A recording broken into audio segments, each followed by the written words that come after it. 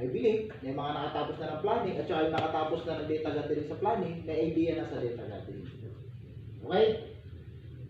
Then after ng pre-assessment nyo, magbibigay na kayo ng orientation sa inyong qualification. So first na i-orient natin sa mga learner is competency-based training. What is CBT? Ano ba yung competency-based learning? Training. Kasi magkaiba po siya, si competency-based training, tapos si traditional na nakasanayan natin na pag-aaral.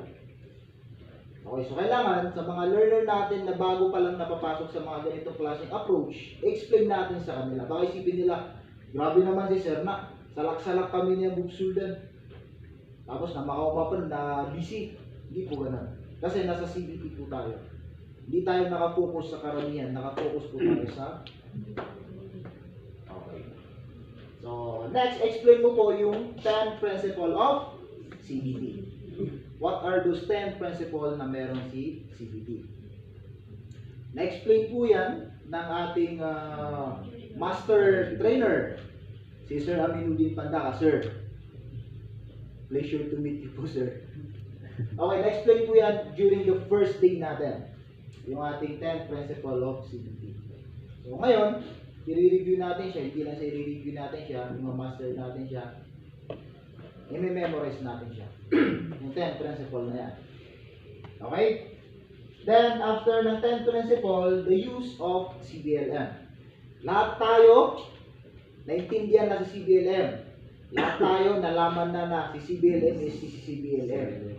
Now, paano ba gamitin ang CBLM? Ganon. So, introduce natin sa mga learner natin. Ano ba yung laman ng CBLM? Ma'am, sir, si CBLM is meron siyang information sheet. After ng information sheet, meron siyang self-check. After ng self-check, kaya mong sagutan yung self-check through answer key.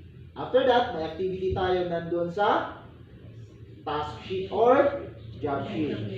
Then you can evaluate your own output using performance criteria checklist. So, ganun po siya. I-introduce nyo sa estudyante nyo. Ganun pala. Kaya pala siya self-paced.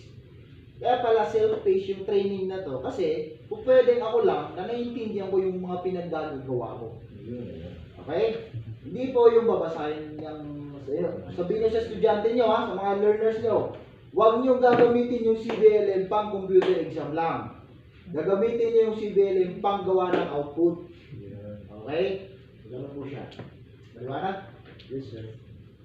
Okay. Program overview. Natural, kailangan yung i-explain sa kanya yung program na pinasukan nila sa inyo. Kung si dressmaking ka, explain mo sa kanya at least yung basic foundation or basic fundamental man lang ni dressmaking. Bakit si dressmaking? Ano ba yung, at the end of the training, ano ba yung magiging si mga estudyante mo after ng training nila kay dressmaking? Okay? Then CBT workflow. How the training is done. Ano ba yung flow na ginagawa natin? Diba? Magkaiba kasi tayo dito. You cannot proceed to the next competency not unless matapos ka sa present na competency. So, yun yung CBT workflow. Okay, so explain natin mamaya ano ba yung CBT workflow. Then, evaluation system. Iba yung evaluation system natin sa traditional tsaka sa atin dito. Sa atin dito is evidence-based. So, paano ba i-collect yung evidence-based na yan? So, explain mo rin yung evaluation system ni CBT. Okay? Maliwanag? Okay, after that, yung training facilities naman. Sa training facilities po natin, maalala nyo, meron tayong 9, lahat kayo nakagawa ng shop layout, tama? So, meron tayong 9 components. Okay. So, yung 9 components na yan, i-explain nyo po yan, bawat isa sa mga learner nyo. Ano ba, para saan ba si practical work area? Ano ba yung meron kay institutional assessment area? Bakit nandito tayo kay contextual learning area? Okay po? Maliwanag? Alhamdulillah. Clear? Sanction na naman yan. Okay. So, injection of knowledge lang po muna tayo. Pasok muna natin yung explain natin. Baka makalimutan natin. Any questions? Baka may gusto kayong itanong doon sa unang screen natin. Sir, kung parang makuha nyo na kaya lagi na lang. File? Baka kukunin. Yung template na lang. 2 minutes break muna. Inhale muna, inhale, exhale. Sa dapat naglayaman dito nin. Ito na eh. Yan ang inaano namin ma'am, kasi kung ito, sa 8 na presentation, isa lang yan. Sir, yung sa CBLM, ipag-call niya ako na supposed to assign ka sa UC. Sa CBLM ma'am, kung ano yung ginawa natin na template ng CBLM mo, si CBLM lang kasi iba yung task niya, iba yung institutional assessment, iba yung sa inventory. Si CBLM lang, yung laman nun, yun mismo yung ipuprint mo, tapos yun yung ibibigay mo training material sa mga learner. Madali lang. Diba? Ipaprint mo lang, control P lang naman. Control P. Adjust math. Okay? Mali na? Yes ma'am. Sir, Ayun sa D. Yes ma'am.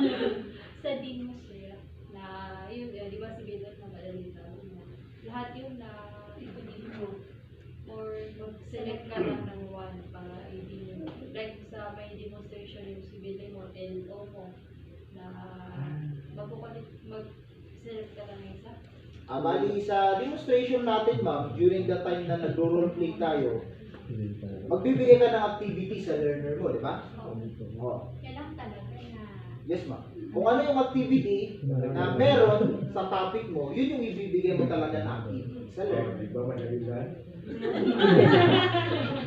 Very pwede mo, 30 minutes daw yung mga para-share na makakalimbawa. Kaya yun. yung ito mo. May mga techniques naman ma'am. Magdadala ka ng arena. Diba? So, ganito mag-bake. Tapos nasa baba, ready-bake. Diba? O after that, ready-bake na. Ma'am, tapos na ma'am yung bake. Okay, good. Ano may sorok na na-umbiter? Ganun po siya. Ano may sorok na na-umbiter? Bago ito daw.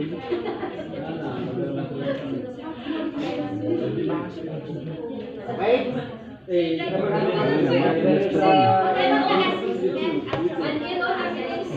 Tayo Robin.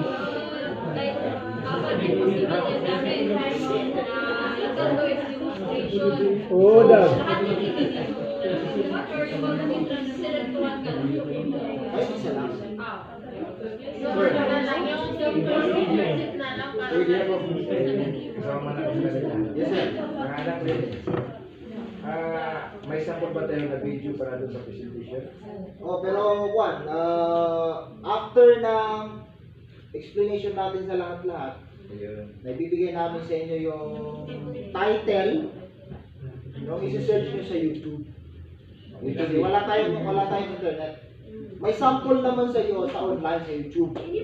Pero hindi sila perfect. Marami din na mga mali doon.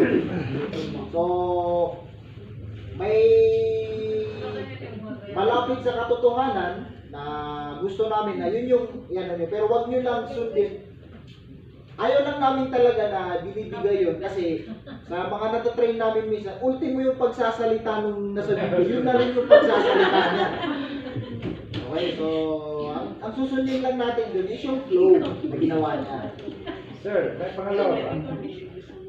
Sa facility, hindi ba yung naka-jogging pants ka lang? Ay, hindi sir. Okay, tama yun. No? So, formal attire po tayo. Mag-a-attire po tayo as instructor, as trainer. Okay? Ganun po.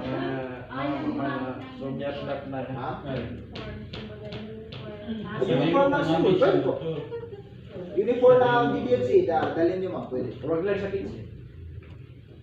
Ano, sulot na ito po. Sir, sa network na to, sir, sa utilize na. Barong. Hindi sa utilize. Sa utilize sa... Huwag kang matakot. Section of knowledge. Okay,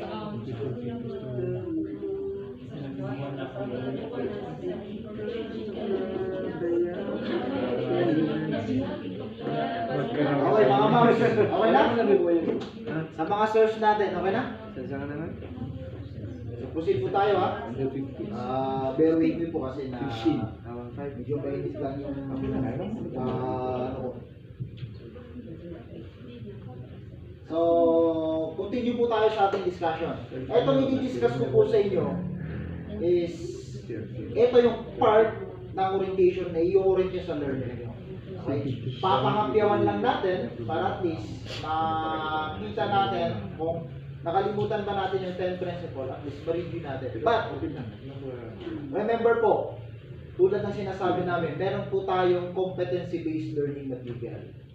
Lahat po ng tanong nyo, nasa CBLN po ng Facilitate Learning Center.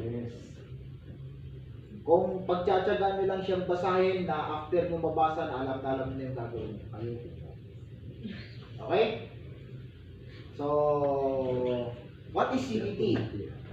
CBT is a training delivery approach that focuses on the competency development of the learner as a result of a training.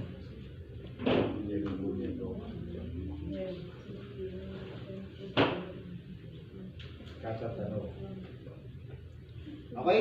So si CBT po, meron siyang 10 principles. Tulad na sinabi ko kanina. Si 10 principles na yan, sa mga assessor po natin, one of your facilitator is assessor.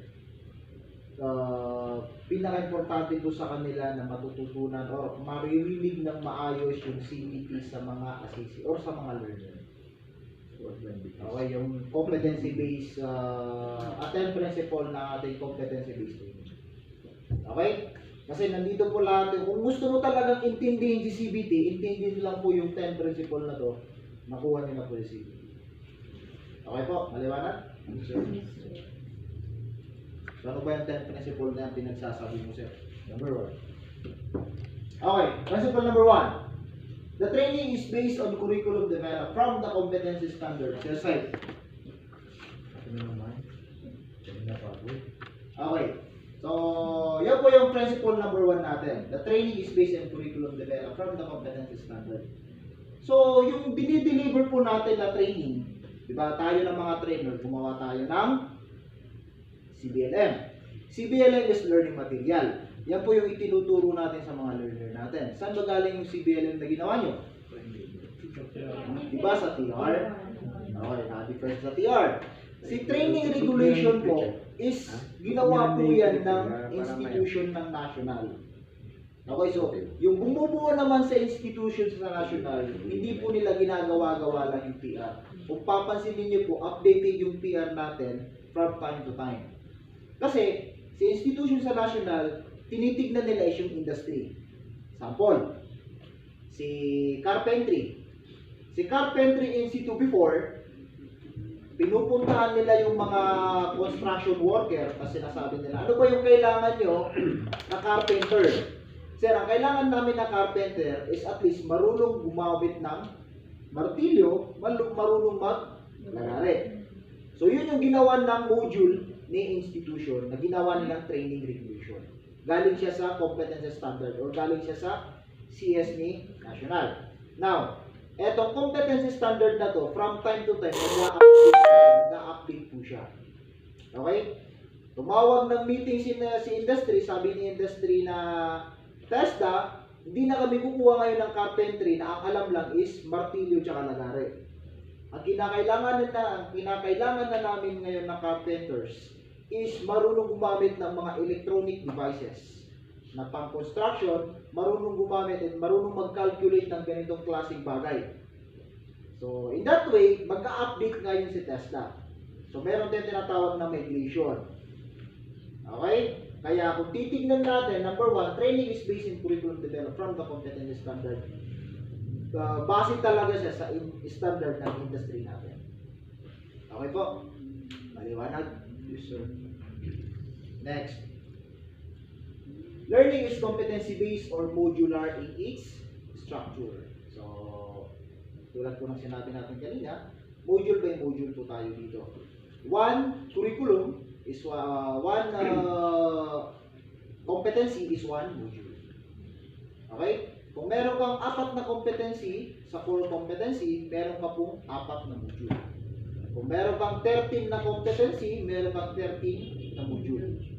Bawat module yung kailangan ma-attain ng mga learner natin para matapos sa isang module. Okay. Module number 1, module number 2, module number 3. Pag nasa module number 1 siya, hindi ka makakapag-proceed sa module number 2 or module number 3. At unless matapos mo yung module number 1. Tulad po ng nangyayari sa atin dito. Okay po? Maliwanag? Tiro ka naman. Yes, sir. Naman na Principle number 3. Ikaw, Pio. Training delivery is individualized and self-paced. So, kasi po, yung training material natin is enhanced siya sa self-paced approach. Okay po? Titignan niyo yung ginawa niyong CBLM, parang spoon feed na siya. Kumbaga, nag-ibigyamin tong learner ka. Ate, ba't yan? Hindi kami, awangan lang. Ganun. Kaya po siya self-paced. Okay? Maliwanag po? Yes, sir. Hindi po siya selfish. Self-paced. Okay, number 4. Training is based on work that must be performed. So, ang principle na ito is tulad ng in-explain natin kanina na kung ano talaga yung nasa industry, yun din yung sa atin. Sa laboratory ng institution nyo, kung ito is institution mo to, tapos yung laboratory mo dito, kung kukiri yung tinuturo mo, dapat ang laboratory mo dito is pang-industry na kukiri. Okay? Kung ano yung mga kusina ng malalaking restaurant, yun yung itsura ng laboratory mo. Okay? Paano naman kung natuto yung estudyante mo mag-bake?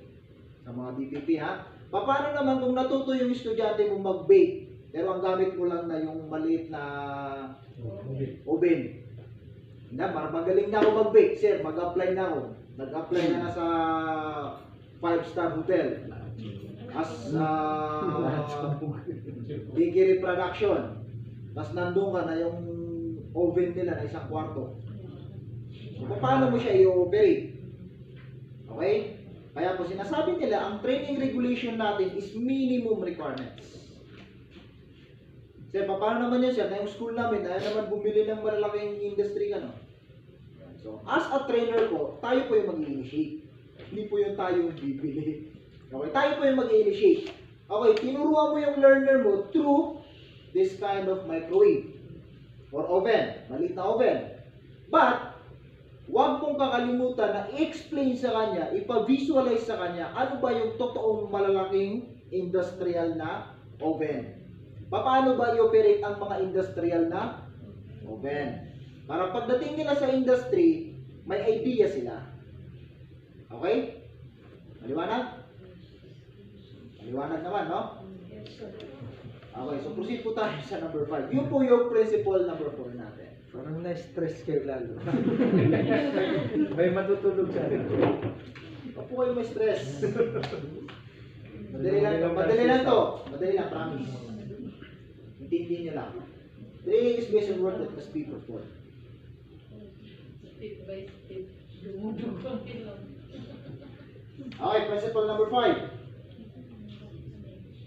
Training material are directly related to the competency standard and the curriculum. So, again, yung ating CBLM is galing po siya sa curriculum ng ating mga competency standard.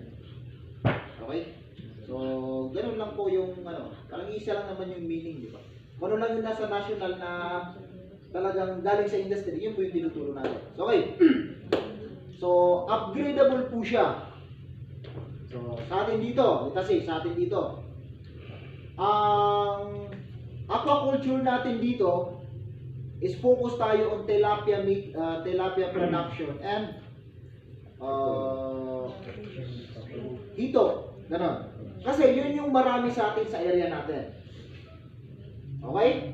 Huwag kang mag-aquaculture dito ng mga goldfish, hindi naman nabibenta dito. Gano'n. Okay, so kailangan, kaya nga directly related tayo, kasi kung ano yung nasa industriya mo, yun yung gamitin mo. Okay po, maliwanag?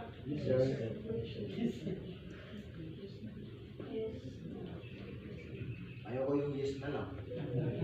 Hindi na tayo tutuloy. Okay, principle number 6.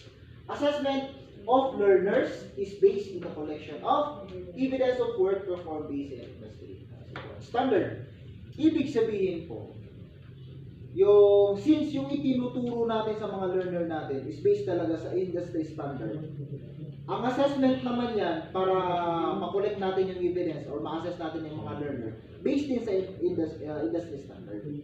Okay? Interconnect lang sila.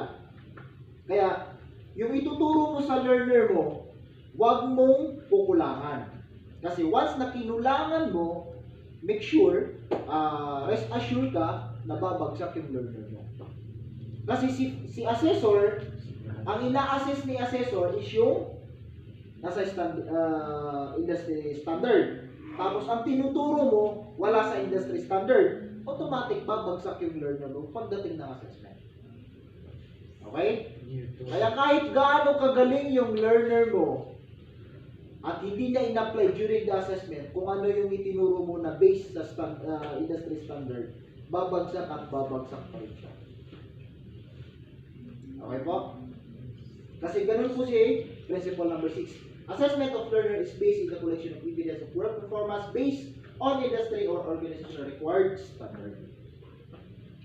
Okay po?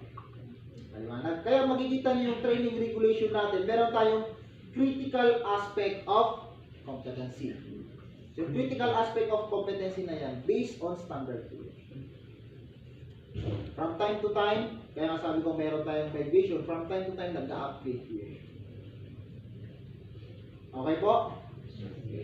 Paliwanag? Paliwanag na paliwanag. Training is based both on and off the job component. Okay. Better learning with industry and school partners. Lahat po ba tayo nag-supervise? Nakapagtapos na ng supervise? Lahat na? Yes, sir. Okay. Ito po yung para sa atin. Ang mga, that's why, bakit tayo nag-conduct ng supervise. Okay? Training is based both on and off the job component. Yung training po, mas maganda kung after the training, pinapa-OJT natin sila. Nagigita nila yung actual industry setting. Okay? Then, mas maganda pa, dun sa mas maganda, kung sa industry mismo sila magta-training. Okay, so meron po tayong industry training na tinatawag. Okay po? Kaya, si principle number 7, training is based both on and off the job. Okay? Lahat po ng dinidiscuss natin dito, in-explain na po yan lahat sa CBLM natin. So, after ng discussion natin dito, kung may nakalimutan pa kayo, may hindi kayo naintindihan, i-glance nyo lang po yung CBLM natin, nandun po yan lahat. Okay? Okay lang ba? Yes. Nakakasunod o mag-proceed na lang tayo? Number 8. Okay. Sir, bakit ba sir na sino ba yung kaklase niyo? Si Ma'am Mangkaan? Diba? Sir, bakit ba si Ma'am Mangkaan na sabi niyo na nag-training siya before? Tapos ngayon na nag-training na naman ulit na bakit hindi siya nag-submit ng portfolio? O hindi siya sumasabay sa amin? Dahil po sa principle number 8. The system allow for recognition of prior learning. Ibig sabihin, kung tapos mo na yung mga bagay na ito, hindi mo na siya kailangan pagdaan ng pagmuli. Okay?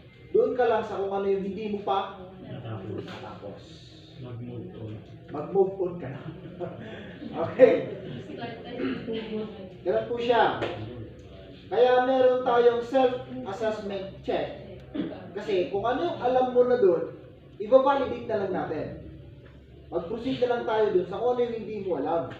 Para hindi ka na mahirapan, mapabilis na lang yung hindi naman yung buhay. Mapabilis na yung ginagawa. Okay, so ganun po tayo. Limitasyon pag-request sa certificate. Yes. Bakit po ito pinasok?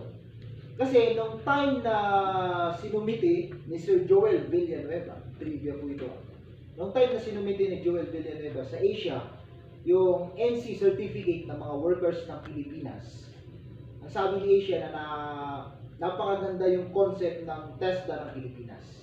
Baka po pwede na lahat ng galing Pilipinas na worker, dadaan muna sa TESDA bago namin i-employ dito. So yung mga workers na nandun na, kinailangan nilang mag-AC. Ngayon bumalik sila. E pagdating sa Pilipinas, may worker doon na welder. 20 years sa Saudi na welder, doon pa sa ang lalaki pa ng wini-welding niya, tapos tuturuan mo. Diba? So, mas magaling pa yun kaysa trainer. 20 years ng welder sa Saudi. So, kaya meron tayong recognition of prior learning. I-recognize natin yung alam nila. Alam na nila, ba't mo pa ituturo? Issue na ng certificate yan, bigyan ng jacket yan. Diretso assessment. Okay? So, ganun po siya. Kaya meron tayong principle number 8. Number 9. The system allow for learners to enter and exit programs at a different time. Okay. Kaya po tayong module by module. Module 1, Module 2, Module 3. You're gonna proceed to the next module na tapos yung present na module. So, si principle number 9 po, not necessary na aantayin mo yung kasama mo. Okay? Kung fast learner ka at kaya mong tapusin yung TM sa loob ng 1 week, ikaw na. Ayan. Tapusin mo yung TM sa loob ng 1 week kasi fast learner na naman. So, alaw po yun. No need na aantay mo yung mga ibang kaklase mo na hindi ka makakatapos kasi hindi ka nakatapos. Hindi po gano'n. Si CBT, ang principle number 9 niya, kung fast learner ka, kaya mong tapusin yung activity within an hour, mag-i-issue na po sila ng certificate of completion. Ganun po si CBT. Okay? Kaya, connected lang sila kay prior learning. Okay po? Okay, number 10. Our last principle. Kayo po, pag naging trainer kayo, inshallah, remember, pag naging trainer kayo, magkakaroon po kayo ng, magsasabit muna kayo sa TESDA, magpapacertify muna kayo sa TESDA ng ATTC, National TV Trainer Certificate. So, throughout or nationwide, through Philippines, po pwede na siyang gamitin. Kaya iingatan nyo na mag-conduct kayo ng training na yung institution na nagdadala sa inyo, walang toothbrush. Kasi masasanction yung lisensya ng school, masasanction yung lisensya nyo. Okay? Approved training programs are nationally accredited. So, training program are registered with UTPRAS. Unified TVET Program Registration and Accreditation System po yan. Isang ano po yan sa provincial office, isang department yan sa provincial office. So sila yung nag-accredit ng lahat ng programa ng lahat ng mga institution na nag-open ng qualification. Ikaw naman ito na trainer, hindi sila makaka-implement pag wala silang trainer. So ikaw naman ito na trainer, nag-implement ka sa kanila na hindi mo man lang tinitignan kung registered ba sila. Nangyari po yan sa Lanao del Sur. May isang trainer na nawala ng lisensya, nawala ng assessorship, may isang school naman na na-close. Kasi, nag-implement sila ng gano'n na klase na scheme. So, ang program lang ng kuwan na ito is isang program. Tapos, nag-implement siya ng dalawang program. Yung isa, pangalawang program is hindi siya accredited. Kaya na-sanction yung trainer niya, na-sanction siya school. Kaya, gano'n po siya. Lahat po ng dinideliver natin is nationally accredited. Okay po? Maliwanag? Okay, since maliwanag, injection of knowledge na naman tayo. Pasok muna natin yung diniscuss natin. Any question sa ating diniscuss na 10 principles?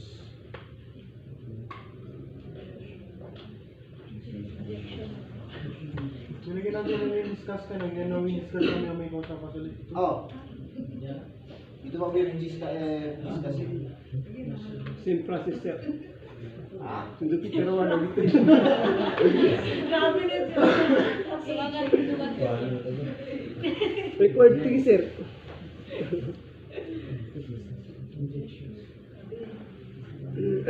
Okay. Tanong. Wala na?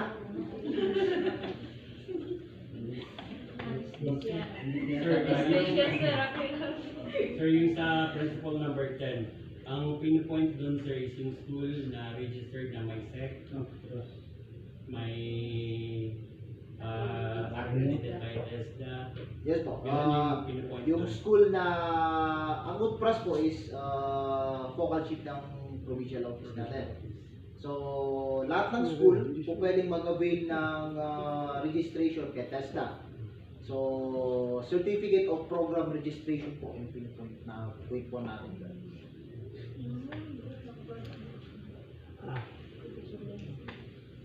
Okay na? Suset. Ano yung ito, mga school berat na like yung driving school so LTO accredited ka na ba man? Dito na naboto portal is accredited. Hindi sir. Magkaiba ang registration ni LTO tsaka ni TESDA. Magkaiba sila ng registration. So kailangan niyan pa rin so podcast. Kailangan niya pa rin. Pero pwede kang magturo ng registered kay LTO pero topic lang ni LTO. Hindi yung topic ni TESDA. Okay. Paano sir, so dati na wala na NNB kasi mato na mula school siblings. Siblings. Wala yung sidwa na NNB na school siblings. Okay lang yun ma'am kasi wala namang NMB or school siblings sa NC2 mo.